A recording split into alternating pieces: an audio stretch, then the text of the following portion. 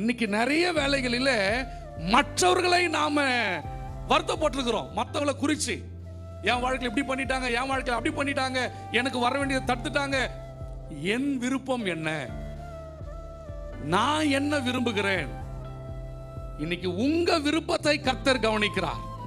யோனாவின் விருப்பத்தை தேவன் கவனிக்கவில்லை. நினிவேவின் விருப்பம் என்ன? அப்படி நினிவே பர்ஃபெக்டா இருந்துச்சா? பரிசுத்தமா இருந்துச்சா? டெய்லி தேவனை ஆராதித்துக் கொண்டிருந்தார்களா? அழிவுக்காக காத்திருந்த ஒரு தேசம்.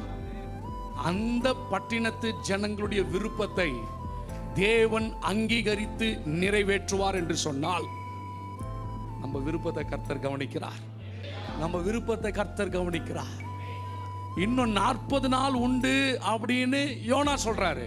38 நாள் வரைக்கும் வெயிட் பண்ணல. வார்த்தை வந்த உடனே விருப்பத்தை நிறைவேற்றினார்.